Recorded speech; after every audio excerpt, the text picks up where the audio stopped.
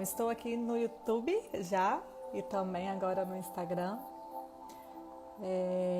Hoje a live eu vou tentar transmitir dessas duas maneiras, tanto no canal do YouTube quanto no Instagram. E a gente vai ter um convidado aí muito especial, o Caio. O Caio é um amigo, queria contar um pouquinho para vocês também em relação a como é que começou isso daí, né?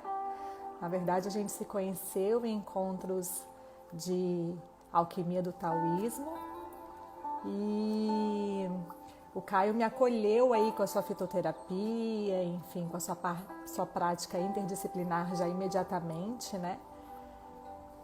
E depois, quando a gente foi começar a conversar, enfim, eu descobri aí, né, esse grande homem, um vice-presidente hoje do consórcio acadêmico de saúde integrativa. E é um prazer recebê-lo.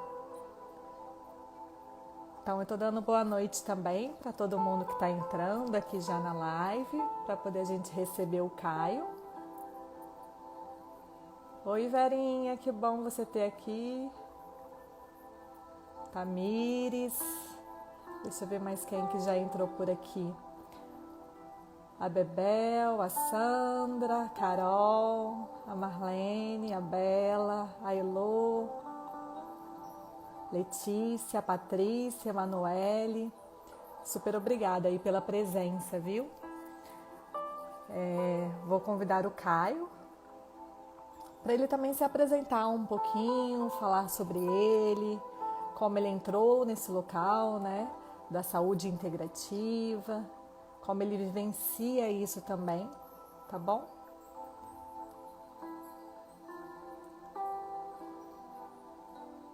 E aí eu vou introduzir. Acho que o Caio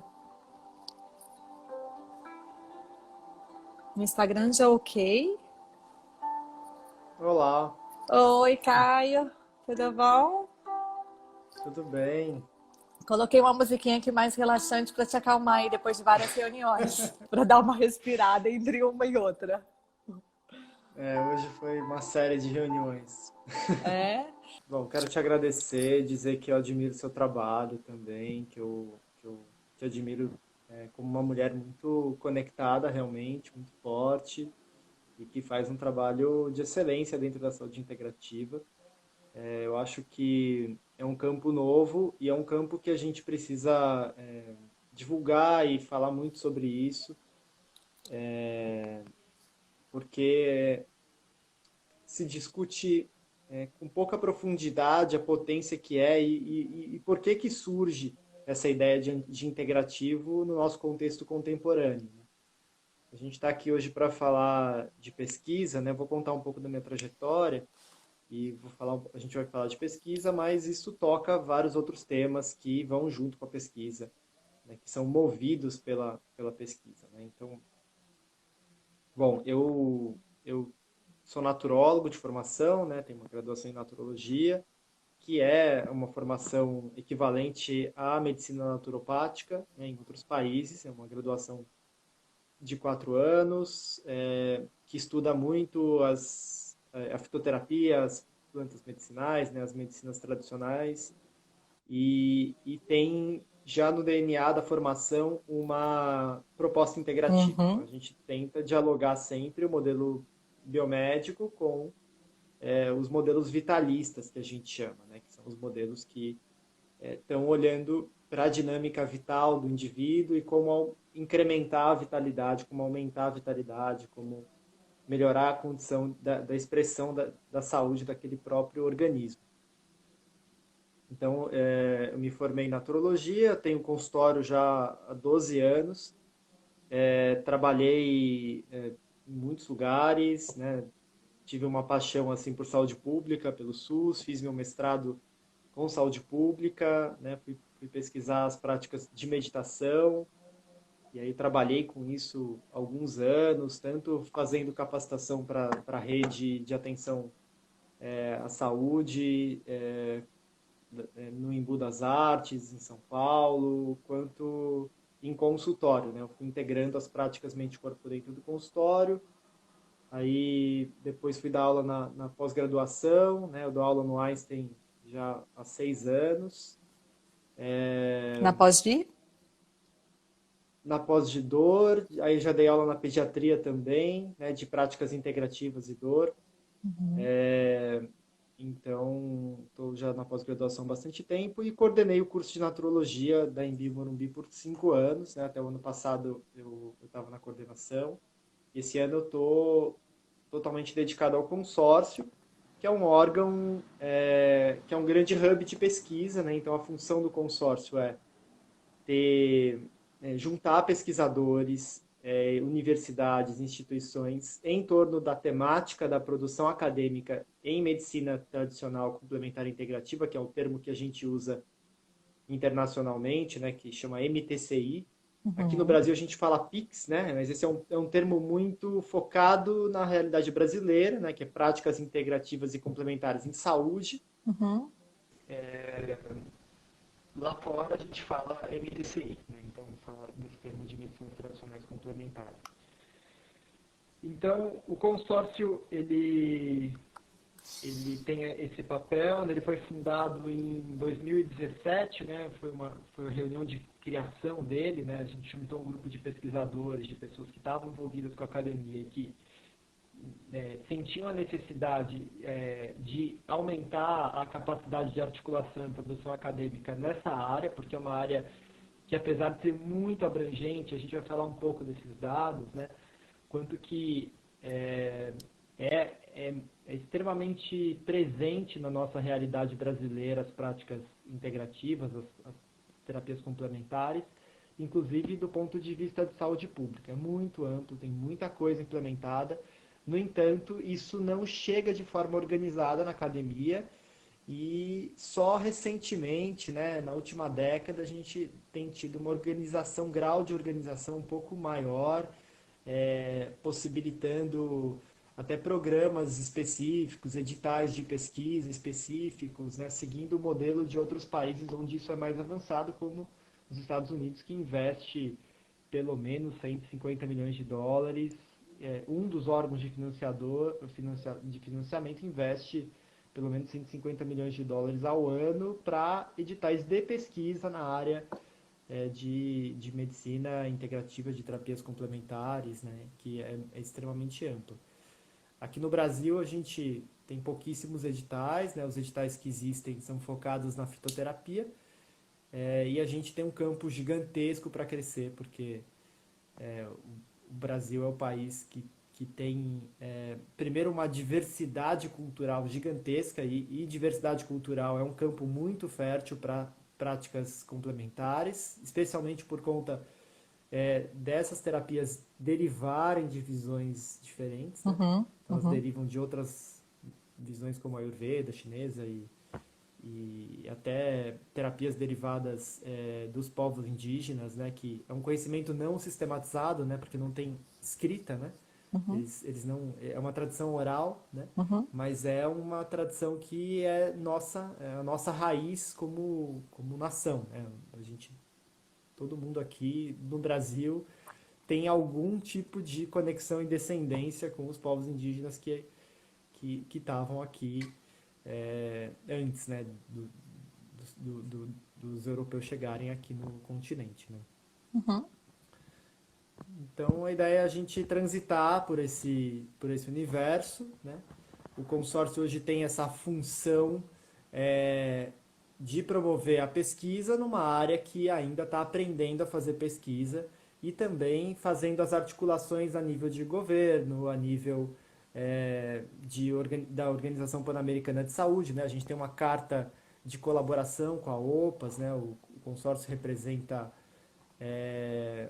uma série de objetivos estratégicos em parceria com a OPAS, com a rede MTCI Américas, que é uma rede de 16 países que também faz esse tipo de articulação de divulgação científica, de divulgação de serviços, de divulgação de experiências em saúde pública dentro da América Latina. Um dia, se quiser, a gente até traz a Natália que é a coordenadora geral da rede MTCI Américas, né, Ótimo, que é legal. uma pessoa que tem muita experiência. Ela está aprendendo a falar português agora, então já está quase. Ela fala espanhol, mas ela está quase assim, fluida no português. Uhum. E é uma pessoa muito querida que faz um trabalho excelente também de articulação aí na América Latina. Então é só essa introduçãozinha para a gente começar a conversar. Perfeito. Só uma pergunta, você falou relacionado, estamos aprendendo, né, a fazer ciência. Eu acho que isso era importante você trazer um pouquinho sobre isso. Esse é um tema interessante, é um tema é, polêmico também, Uhum, porque a gente tem duas necessidades, né? A gente tem uma necessidade que é aumentar a produção acadêmica dentro da área de medicinas e terapias integrativas, né? Então, quando a gente uhum, fala de integrativo, a gente está integrando o quê? O que que se integra, né? Ele é um modelo conceitual, é um modelo teórico e é um modelo que ainda não tem, vamos dizer assim, ele não está solucionado, vamos dizer assim, ele tem, como todo modelo, ele tem muitos desafios teóricos, conceituais para se solucionar, né? Ele surge na carência do modelo biomédico convencional de lidar com a complexidade, as doenças crônicas que não tem uma lógica linear, onde eu dou um medicamento e resolvo aquele problema. Então, é uma demanda individualizada, uma atuação individualizada na pessoa que está sendo tratada passa a ser quase que vital para aquilo funcionar. Então, tem um ponto que ok, existe uma necessidade de produção de evidências, só que o modelo de produção é um modelo totalmente inspirado numa visão de mundo mecânica. Então, a gente pode chamar de biomecânica, né? Então, esse modelo biomecânico, onde a leitura que a gente tem do ser humano ela é da dimensão biológica e não tem espaço para postular nenhuma outra dimensão interagindo com força, com expressividade no modelo multidimensional dentro da tua forma de pensar, você acaba não conseguindo conciliar essas duas visões. Então, você usa um modelo de ciência que parte de um pressuposto materialista, né, reducionista, restrito, que parte de uma teoria, né, e esse perfeito. modelo acaba não sendo, é, não é validado, vamos dizer assim, porque é um modelo, também é uma teoria, né, então não Uhum, existe nada que prove em absoluto o modelo materialista restrito e que não nos faça investigar as coisas a partir de outras óticas. Na uhum, verdade, uhum, tudo que a gente tem é o contrário, né? Existem tantos gaps que a gente precisa avançar em tantas outras áreas, tantas outras teorias que a gente vê as medicinas tradicionais contribuindo com tantas soluções que é, a gente ainda não tem no modelo biomédico, e uma delas é nessa lógica de individualizar as terapêuticas, de falar de biotipo, de falar de dosha pelo Ayurveda, né, de falar de elemento pela medicina chinesa, que são coisas que a gente não tem no modelo biomédico. Então, um ponto é esse, a gente aumentar a produção, só que o outro ponto é a insuficiência dos métodos, às vezes, de medir o que a gente está querendo medir. Então, os tratamentos normalmente são multimodais, então esse é o primeiro ponto, né? Eu não tenho um tratamento, eu tenho um conjunto de terapias que são aplicadas de forma individualizada para aquele caso. Então, eu posso ter quatro pessoas com hipertensão e elas terem quatro tratamentos diferentes. Então, o diagnóstico biomédico é o mesmo, porém, quando a gente vai para um paradigma integrativo, que a gente vai individualizar, vai olhar a raiz daquele problema do ponto de vista integrativo, quer dizer, eu vou olhar as várias dimensões, eu vou uhum. fazer um diagnóstico chinês associado, vou fazer um diagnóstico ayurvédico associado, eu vou olhar para recursos da fitoterapia, né? Vou fazer uma lógica de tratamento multi-alvo, pensando em vulnerabilidades constitucionais, eu posso pensar em muita coisa. aí eu saio dessa linearidade de padrão ouro, da ideia de padrão ouro de tratamento, e vou para uma complexidade que é Essa uma teia de teia, fatores que... é, É isso. precisa ser feita, Então, né? acho que... Sim. Perfeito. Alguém fez umas perguntas aqui, não sei. É, perguntaram sobre se a medicina integrativa já é uma realidade no SUS, em São Paulo, e as outras cidades e capitais, qual que é a realidade? Quer responder? Aliás, com certeza você que vai Eu posso, responder, né? Mas eu quero saber se é agora, se você quer responder ou depois. posso, po- bom, posso responder. Eu diria que assim, primeiro que assim, a gente tem tratado o tema como um modelo um pouco mais ampliado. A gente tem falado de saúde integrativa, porque é além da medicina. Saúde é muito amplo, né?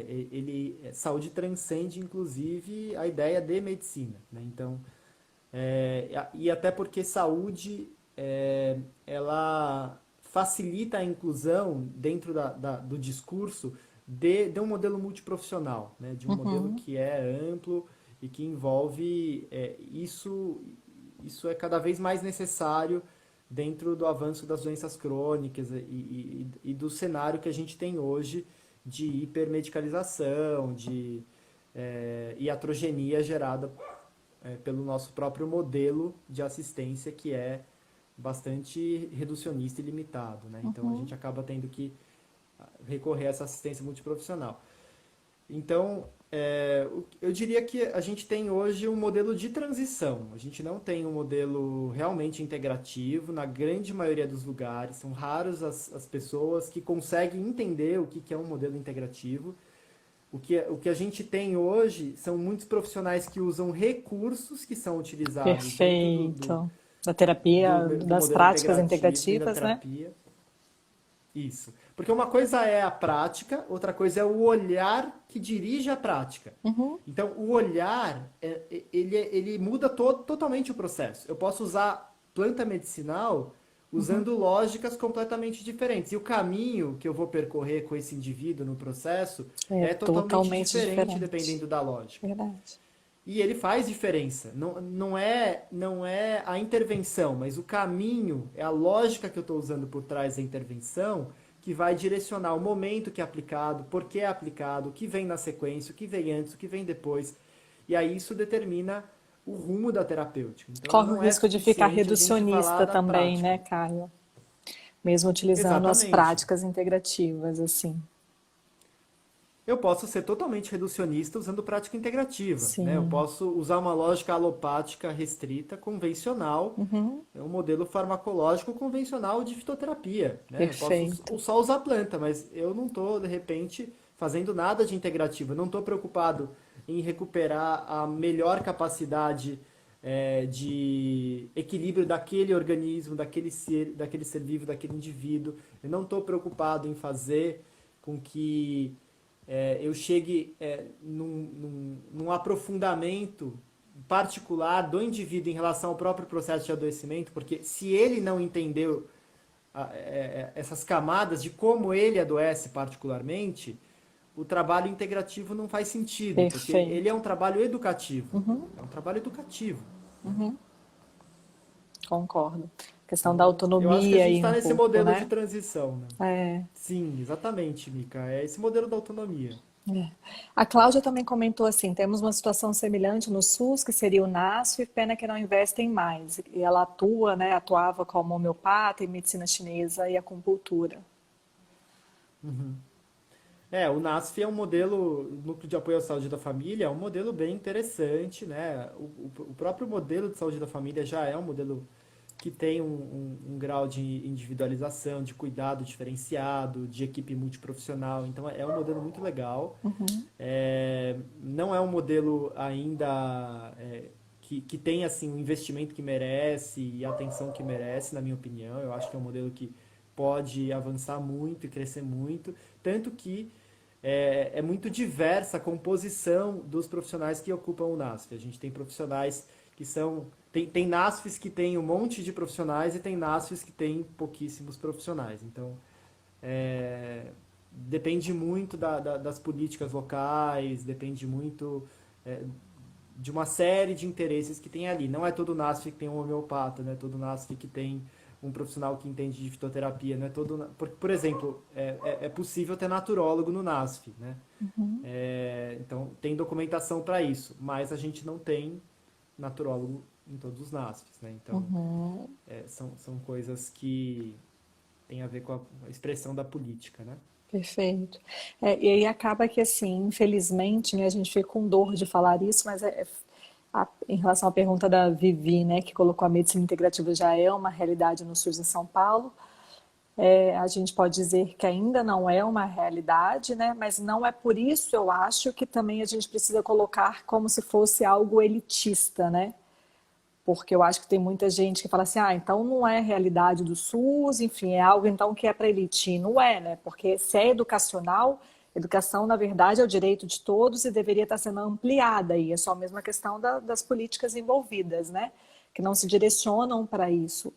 Então, acho que isso é importante também, a gente tirar um pouquinho desse olhar que seria mais um elitismo, né? Esse tipo de prática, porque não está inserido aí na nossa realidade, né? Assim, do SUS, enfim. Porque são bases Exatamente. mesmo, né? Bases para a construção de uma saúde aí. E que aí, enfim. Mas, Caio, eu queria também te ouvir um pouquinho em relação ao que você trouxe sobre os estudos, né? Das dificuldades, Uhum. das limitações e do consórcio em si, né? E aí você comentou também Uhum. de trazer os mapas de evidência, como que o consórcio tem Sim. atuado para justamente, quem sabe, né, no futuro conseguir fazer essa introdução aí também via SUS, mas com essa outra base, né?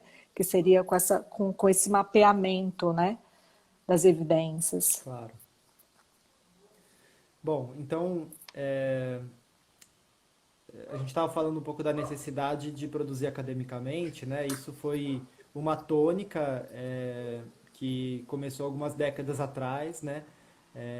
Então, um exemplo, as pesquisas de meditação, por exemplo, elas começaram a ganhar muito espaço dentro da produção acadêmica, assim como várias outras práticas complementares, né? Elas começaram a ser amplamente pesquisadas por conta dos resultados e da potência em saúde pública, mas principalmente por uma demanda das pessoas. Então, a própria política do Brasil surge por conta da demanda das pessoas, né? Então, mesmo sem investimento, a PNPIC acaba existindo para legitimar uma coisa que já Perfeito. acontecia no sistema, né, que era uma série de práticas. Então, é uma coisa que vem de baixo para cima por Uhum, uma pressão até cultural das pessoas. Não, eu uhum. quero uma forma de cuidado diferente, eu quero ter a opção de... Eu quero optar por esse recurso, né? Eu quero poder optar por essa forma de cuidado. Né? Então, tem esse ponto.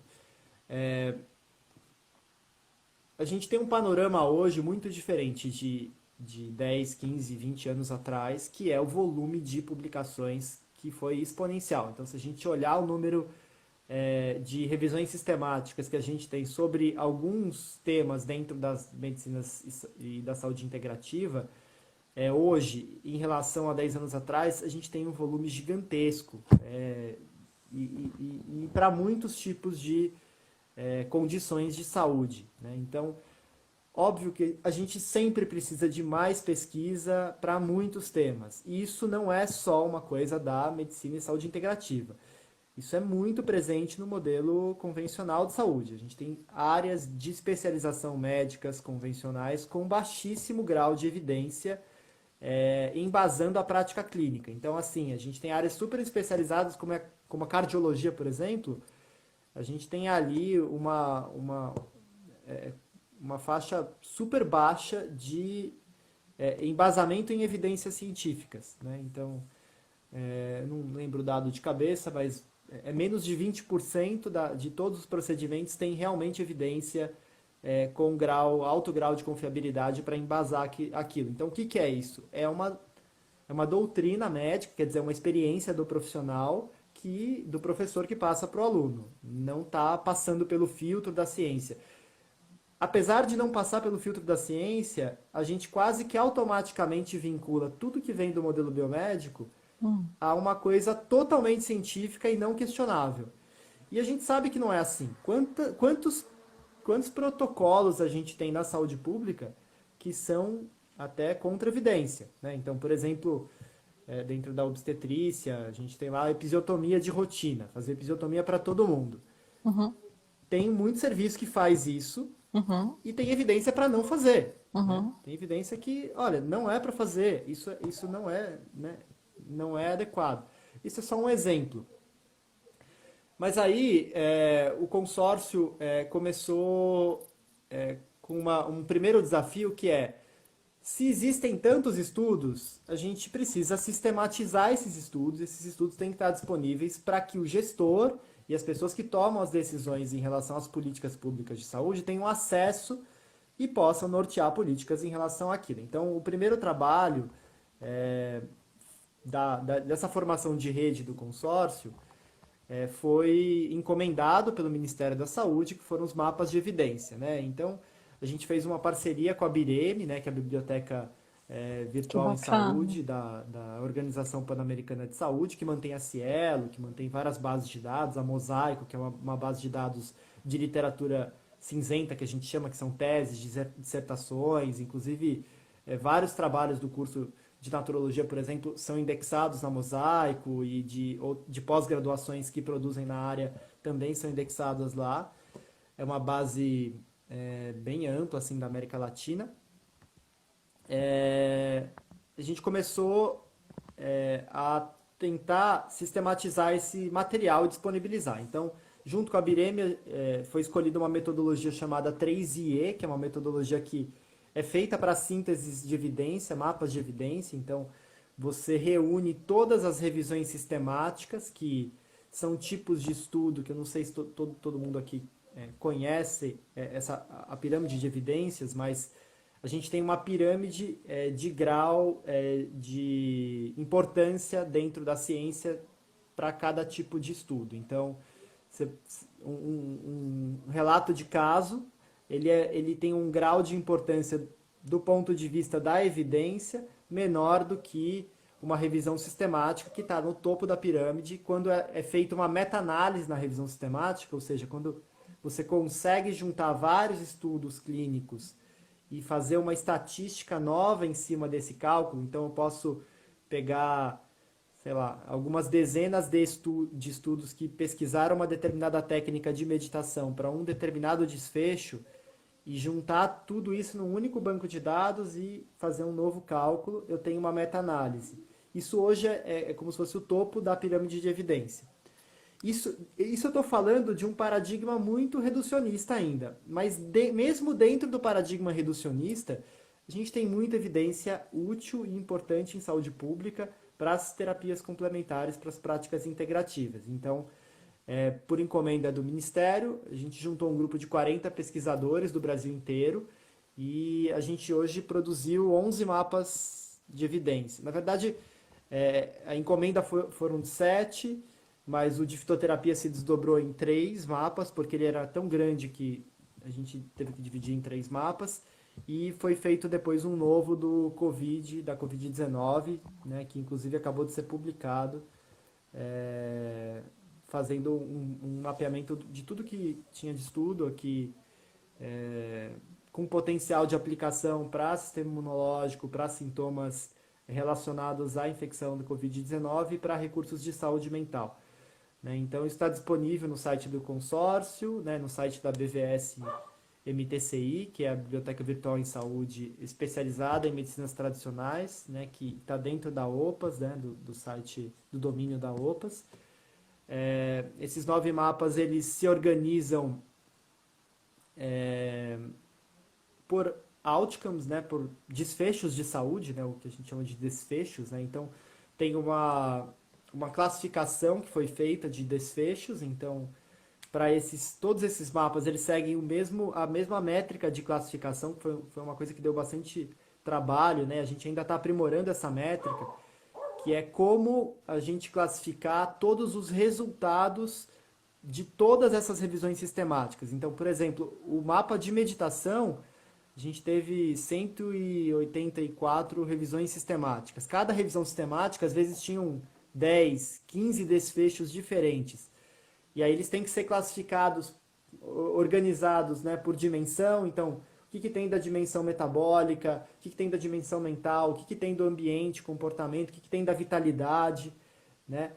E aí a gente classifica a qualidade dessa revisão sistemática por uma ferramenta chamada Amistar, que é um instrumento que avalia uma série de características da revisão sistemática para ver a qualidade dela. Então a gente avalia a qualidade, avalia qual é o resultado, né, daquela prática para aquele desfecho. Então eu tenho uma prática de meditação para insônia, ela é positiva, ela é potencialmente positiva, ela é neutra ou ela é negativa, né? E aí eu tenho também uma série de informações. Tem o país, eu tenho o ano, eu tenho o link da pesquisa. Isso fica uma espécie de uma planilha com umas representações gráficas que me mostram o grau de confiança do estudo, a quantidade de estudos que tem para aquele desfecho.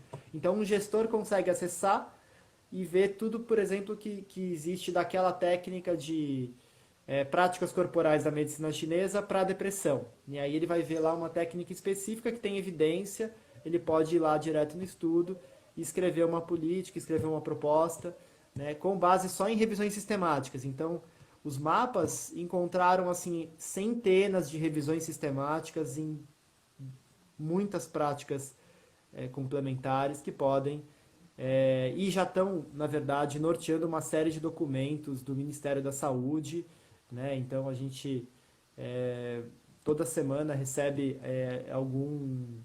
algum impacto, né, desse mapeamento em algum documento, em alguma normativa, nas políticas de doenças crônicas, né? Então o Estado aqui de São Paulo tem uma parceria muito forte com o consórcio, com a produção, tentando ampliar, né, os recursos utilizados para as doenças crônicas aqui no estado de São Paulo. Como por exemplo? Então, esse é o trabalho principal.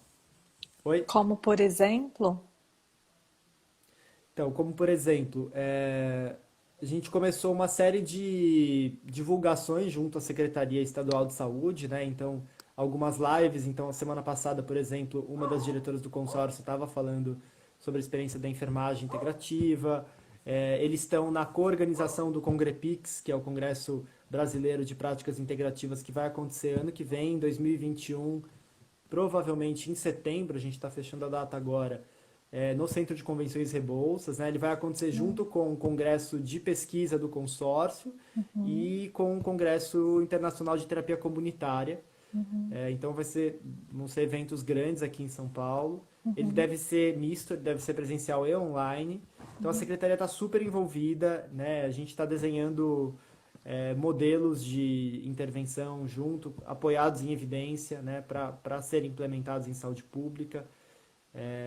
Então várias coisas têm se desdobrado dessas interfaces aí de políticas públicas, né? Tá ótimo. E Caio, qual que é, assim, por exemplo, se alguém quiser participar do consórcio, como que é essa inserção, ou de vendo um pouquinho mais, né, como é que a atuação de vocês, como que é isso? Então, o consórcio, ele é uma rede, né, de pesquisadores. Então a gente tem categorias de afiliação, né? Os pesquisadores, eles se conectam a partir do site do consórcio, e a gente tem comitês, né? Então, o que o consórcio faz hoje? Ele organiza os principais pesquisadores dentro de algumas temáticas. Então, existe um comitê de dor, um comitê de pediatria, um comitê de oncologia, e um comitê de produtos naturais, né? São os 4 comitês que a gente hoje tem no consórcio. Tem um comitê sendo desenvolvido que vai olhar um pouco mais para as racionalidades médicas, né? Um comitê de racionalidades que está em fase de desenvolvimento. Mas você pode entrar no site, se afiliar para receber as informações. A afiliação é gratuita esse ano. Ele é uma forma de você estar por dentro, de você interagir no diretório de pesquisadores. Tem um fórum, um espaço de fórum também. O consórcio ele é muito novo, né? Ele está nascendo agora, então muitas coisas estão começando Toma a se forma, né? desenvolver, de fato, tomar forma agora. A gente tem muitos projetos grandes acontecendo, né? Um dos projetos é um projeto junto com a Fiocruz, que é um projeto de mapeamento nacional das experiências em práticas integrativas, um banco de dados grande que está sendo desenvolvido, que é um projeto chamado Ideia SUS, né? Que é uma plataforma que já existe e está sendo feita uma parceria internacional para trazer uma robustez ao registro de dados clínicos que vai retroalimentar as informações de saúde nacionais, né? Então, o site é cabsim.org.br. Se você digitar Consórcio Acadêmico Brasileiro de Saúde Integrativa no Google também você acha o site, as informações todas, tem bastante coisa. E lá também tem os links para BVS MTCI Américas, para a rede MTCI Américas, tem todas as informações. Tem uma base de dados específica para práticas integrativas, para terapias complementares, né? A BVS MTCI ela tem um sistema de indexação e termos específicos para a área, diferente dos descritores de saúde convencionais, então a gente consegue achar coisas ali que a gente não acha em outras bases de dados, né? Então é bem interessante, é uma ferramenta que vale a pena visitar e conhecer, assim. Perfeito. E você quer falar um pouquinho sobre a questão do panorama na América Latina? Então podemos falar agora da América Latina, né? Então se a gente pensar em pesquisa, né, em produção acadêmica, nessa área, a América Latina tem aproximadamente 6% da produção acadêmica mundial, né? O que é bem pouco. E o Brasil tem um pouco menos de 4%. Né? Para o tamanho do território, a quantidade de universidades que a gente tem e a abrangência, né? Porque a gente tem a maior política de práticas integrativas do mundo hoje. Né? A política mais abrangente, com mais práticas. A gente tem quase 60% das unidades de atenção básica oferecem pelo menos uma prática integrativa no território nacional inteiro. É extremamente difundido, né? Então, esse é um cenário muito diferente da maioria dos países, né? Então, isso é importante a gente frisar. A maior parte dos países tem essas terapias dentro da atenção terciária, dentro da atenção hospitalar, né? Então, os hospitais normalmente oferecem esse tipo de recurso. Aqui no Brasil é o contrário, os hospitais estão começando a oferecer agora, os hospitais de referência, a gente tem o Einstein aí com o programa de saúde integrativa, Oswaldo Cruz, tem uma série de hospitais aí em São Paulo, hospitais modelo, que já oferecem programas de saúde integrativa, mas o grosso, assim, o que mais tem é na atenção básica.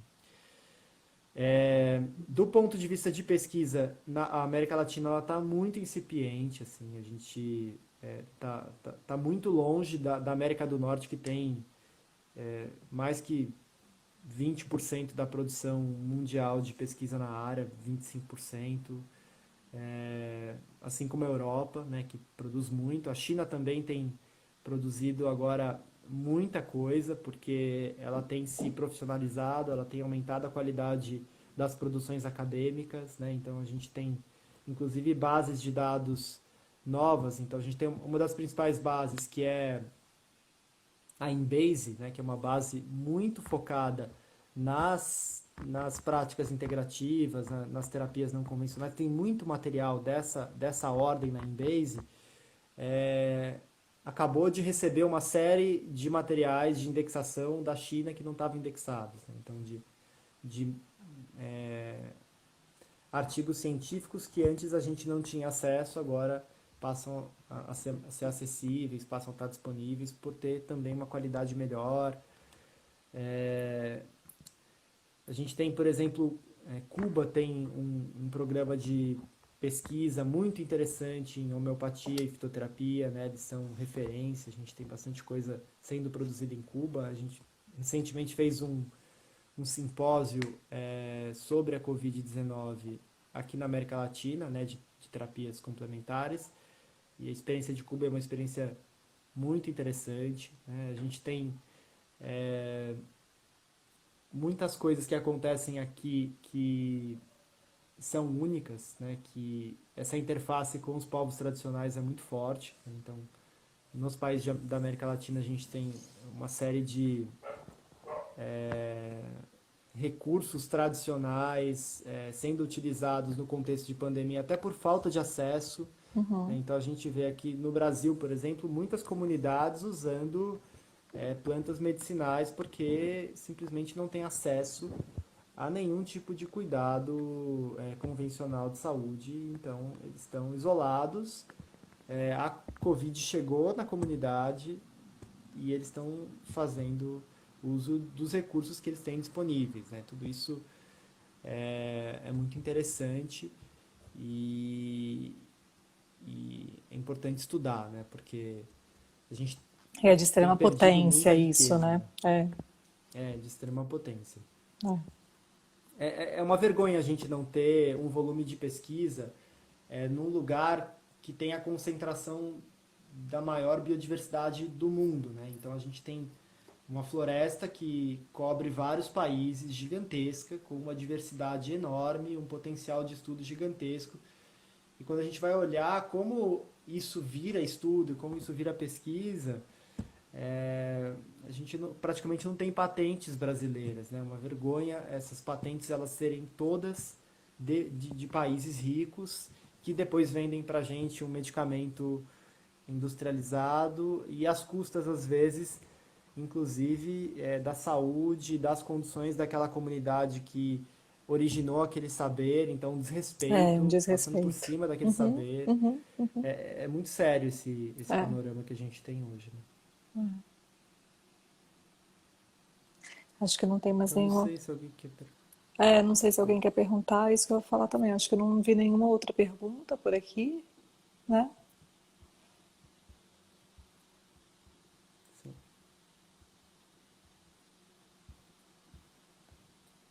Eu sempre Acho que gosto não. de trazer um pouquinho de esperança, assim, sabe?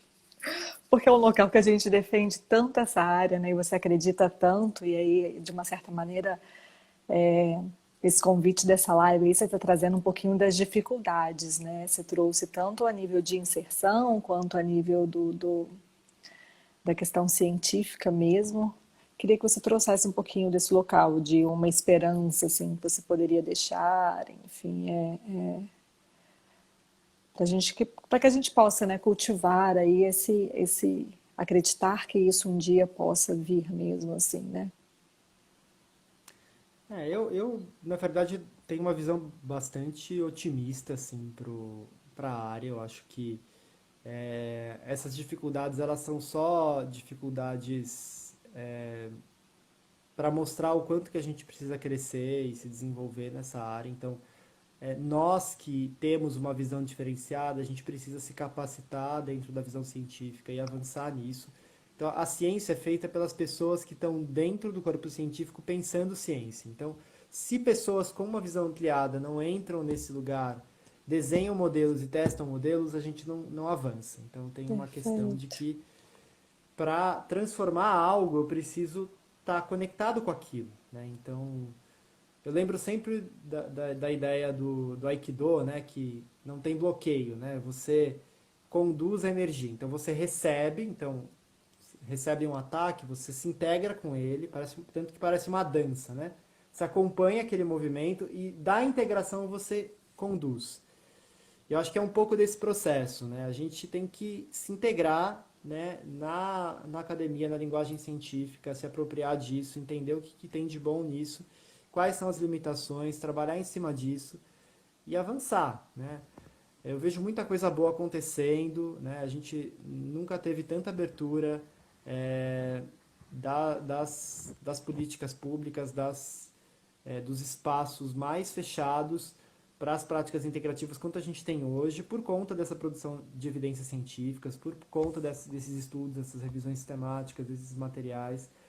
A gente acabou de fundar um núcleo de tradução do conhecimento, né, com a Fiocruz, que primordialmente está agora produzindo a sua terceira matéria, né, vai para a quarta matéria agora, que pega esses conhecimentos que às vezes tem uma linguagem difícil, uma linguagem rebuscada, e organiza para que tenha um tom mais jornalístico, de informação para as pessoas, para os gestores, para os profissionais de saúde, que às vezes não tem uma fluência, não consegue ler um artigo científico, entender o que está escrito ali. Pro alcance, né? Então, traduzir esse conhecimento, exato, alcançar e tornar acessível esse conhecimento, então é um núcleo que vai existir aí por bastante tempo. A gente tem um financiamento para pelo menos 2 anos de Que existência. bom, que Então, a bom. ideia é traduzir esses materiais. Semanalmente tem saído matérias, né? Então, se você entrar no site do consórcio, tem um tópico de núcleo de tradução do conhecimento, né? Um tópico tradução do conhecimento. Você clica lá, você vai acessar as matérias. A primeira foi sobre hipertensão arterial e práticas integrativas. A gente está lançando agora uma de saúde mental e tem uma de dor que já está publicada lá também. Perfeito, que bacana. E aí alguém perguntou aqui se é possível vacina para Uhum. pandemia. Esse é um tema que não do escopo da saúde integrativa necessariamente, né? Vacina é um imunoterápico, ela não é nem um alopático, ela é muito semelhante à ideia de você ativar uma memória imunológica, né? Então as vacinas são complexas, tem muitos tipos de vacina, tem muitas estratégias diferentes para gerar a resposta imunológica e estão sendo testadas dezenas de estratégias diferentes no mundo todo. Então a gente espera que logo surja uma vacina e que isso possa amenizar, né, as condições. Mas isso não exclui a ideia de um cuidado integrativo, que na verdade ele te protege de todo o resto, de tudo, né? Que é, na verdade, você aprender a cultivar o seu próprio equilíbrio, a se conhecer e ter realmente um aporte de vitalidade, de equilíbrio, de saúde. Isso melhora a sua resposta para qualquer processo de adoecimento, né? Seja ele viral, né? Seja ele crônico, seja ele de qualquer tipo. Então tem esse ponto que eu acho que é interessante. Para mim é o diferencial, esse ponto que você está trazendo. Bem Com forte, certeza, amigo. né? Você Mas eu gosta... acho que a gente está caminhando para uma coisa boa, assim. Eu sinto que a gente está num momento de transformação, assim, de juntar dois mundos aí que são importantes de dialogar. Que bom, que bom. Fico super feliz. Você teria mais alguma coisa para você poder alguma mensagem? Pego de surpresa. Ah, não, eu acho que eu queria deixar que não tem, a gente não tem cura sem um processo de, na verdade, autocura, né? Porque acho que a gente fala de cura de uma forma às vezes muito pejorativa e muito taxativa, né? Uhum, Acho que cura é um processo individual que cada indivíduo faz em relação a como ele lida com o próprio adoecimento. Saúde e doença é um processo, faz parte da vida. Isso é inerente à vida. A gente adoece e a gente recupera a saúde o tempo todo. Mas isso está muito atrelado no ser humano com autoconhecimento, com uma percepção da vida, das várias dimensões, né? O quanto que, às vezes, a dimensão social ela é um fator principal para o meu processo de adoecimento. Às vezes, a dimensão espiritual ela é um processo principal para o meu processo de adoecimento. Porque as várias dimensões estão conectadas, né? O significado que eu atribuo para as coisas ele cascateia num terreno metabólico, ele modifica minha postura física, ele muda a forma com que eu me alimento, com que eu me relaciono. Então, tudo isso está ligado, né? Uma mudança no ambiente impacta na minha saúde mental e vice-versa.